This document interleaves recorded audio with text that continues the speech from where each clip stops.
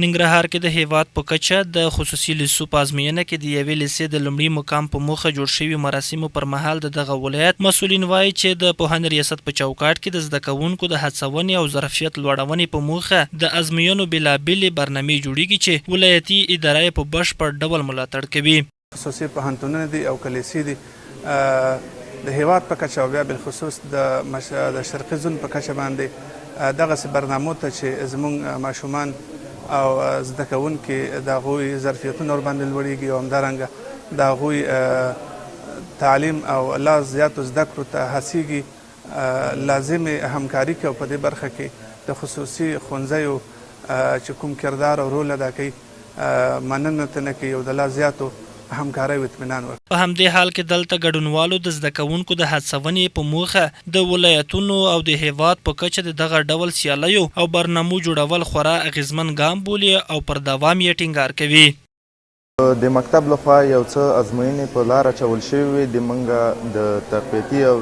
تشویق لپاره. په دغه ډول ازموینې باید ټول مکتبونه په لاره واچوي تر څو د ټول زده کوونکي هڅه وکړي او تشویق شي. داسې برنامې د هر یو مکتب او د هر یو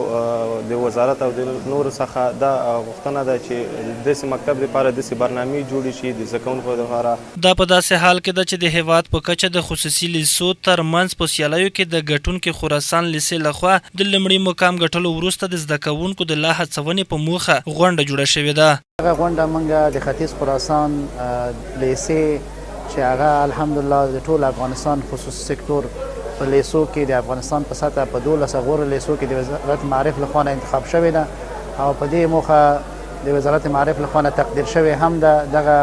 پرتمینه غونډه مو جوړه کړې ده تر څو دغه لاسته راوړنه د خراسان ختیځ خراسان لیسې وستایو او له